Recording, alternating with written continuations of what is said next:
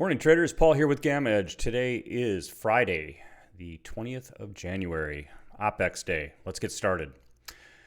Read the fine print, pause your players here, read to the bottom. If you agree, hit that play button. Overall, our market models are in this transitory state. On our long-term timers, we've got a mixed picture. We've got strength in the Qs, strength in the USC, which is the US composite, but everything else is weak or has failed. We are in a second day of a reversal downward. We call this a railroad track down. It's been pretty strong. Despite that, market breadth is viewed by the 52-week new high, new lows, is still showing bullish broad support. We've just completed our 12th day of a constructive type of advance. That's a good thing. Two goalposts. The left goalpost is minus GEX. It's moved up from 38 to 3,900. That's a big deal for the bears. On the PM settled complex, we've dropped from 4050 to 4,000. This is a big deal for the bulls. So we are seeing the narrowing of the two goalposts. When we see that, we have a battle going on, and get your popcorn out. It's going to be interesting to watch and see how it unfolds. We do remain below transitions. That is favoring the bears, and it's something to pay attention to. We have to close in the upper ranges of those transitions, which right now we're parking right at about the 39.35, 39.40 area. There are a couple different overnight areas that could be material, so we'll have to watch those. Want everyone to be aware there's a significant amount of PM settled OTM calls that are expiring today up at the 39.90 and 4,000 strikes. They have virtually no value now, no delta value. But if we leave those in place and we move upward, these will become very material. They're very large. They're uncommon for the PM settled complex. And as we approach those, it will definitely impact dealer adjustments. Taking a look at the cumulative tick model, we're basically, as I indicated, we've got this nice pattern that we're seeing here, railroad track down. When we take a look at the broader summaries here, I've got the USC, the ARCX, the S&P 500, the NAS 100, and the Russell 2000 all sitting here. And you can see by the little check marks and X's kind of where we're at. A lot of information here, but here's the long-term ribbon on each one of these.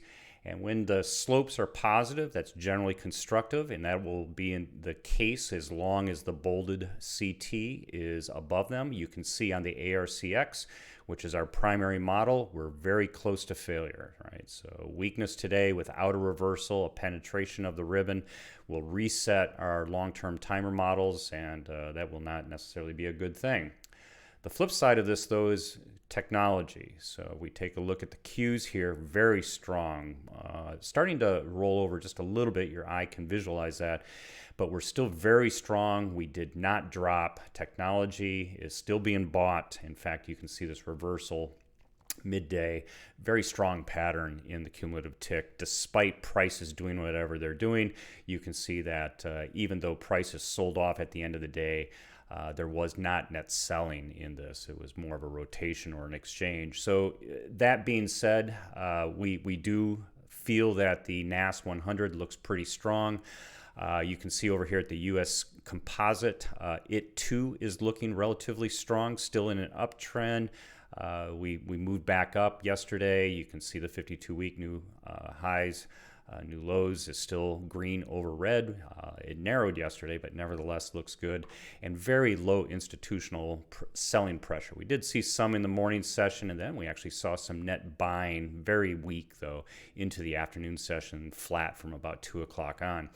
Why all this matters is that we're in a transitory state. There is no one perfect model, and I want everyone to become familiar with looking at the different things. I did take a short position in the Russell 2000, and that's playing out fairly well right now, but just be aware, the Russell has been weak, and now that we are below the ribbon and they're headed in a downtrend, that is going against the market, and that's not generally a good thing. Same thing with the S&P 500. We are now below it fairly decisively from yesterday, and now we're going to start pulling all of these down. So we are reversing short, and obviously things have got to change to reclaim for the bulls.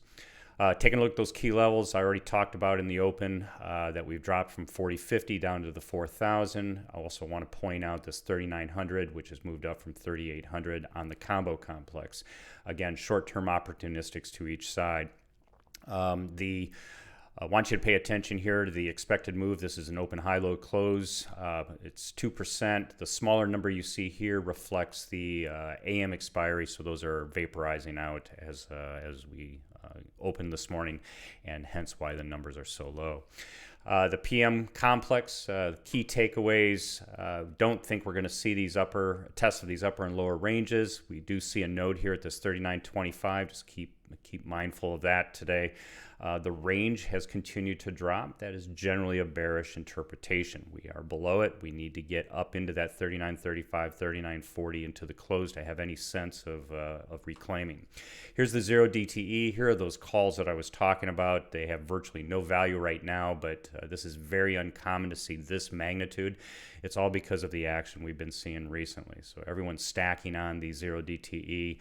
They're stacking at the Livermore levels and front running it just a little bit to see if they can push it up. If we do, it will be material. So pay attention to that.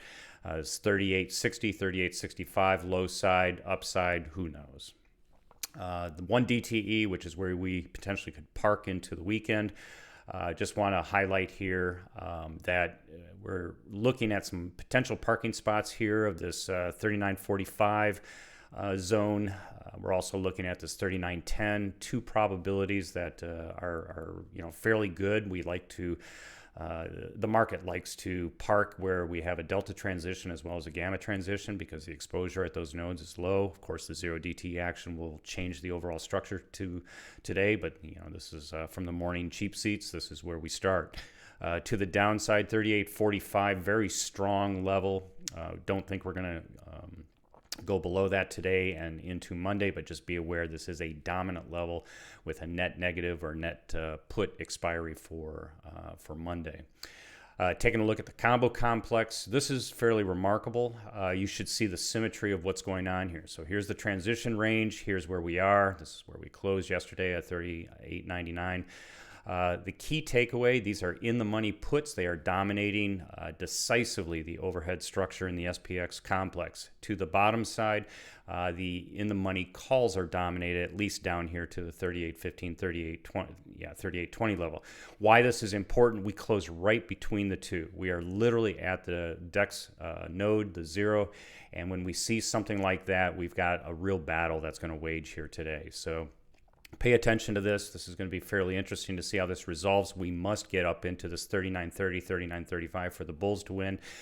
Contrary or opposing that, if we do move down and these people panic and they lose their sense that they're going to keep their in-the-money status, we could see some monetization here. It could also embolden the bears, and if we see the puts going in here with the calls being closed, we could get an acceleration and test some of those lower levels. Like I was just saying, this 38.45 on Monday is a downside possibility if the bears become emboldened at any time today. Finally, taking a look at the overall structure here, upside 4,000, low side 3,900, huge growth in the 3,900 line. We are below it. We're just below it. But when we get below this doesn't stay the case for too long. Either we're going to lose it and move further south. I don't think that is the case today. We typically tend to stay right around the transition points. We get too deep here, think of a rubber band, and we tend to spring back as people take their profits and close those puts. So I don't think we're going to get too deep into this mess here. I do think we're going to try to come up into transition. The bottom side, 39.20, 39.35 are those areas that we're watchful for. And then, of course, this 39.50 line right here, which is now turned into a positive or call-dominated gamma situation. So that'll be very interesting to watch here too. So that's it for today. If you have any questions or comments, would urge you to come into GammaEdge.us. Great group of traders, and mods are there, and a lot of folks there that are available to help you understand what we're seeing and how to apply it to what you're doing. Follow us on Twitter at GammaEdges with an S, and then here on YouTube. If you like today's content, let me know by smashing that like button. It gives me immediate feedback that I'm providing the content that you want to see. And then, of course, follow us, because Taylor and I try to post at least 2 videos a day to give you a view of what we're seeing and how you might be able to apply this to your style of trading and investing. So with that, I bid you farewell. Have a great Friday. Make it a great weekend. And good luck to everyone with the OpEx. Thanks.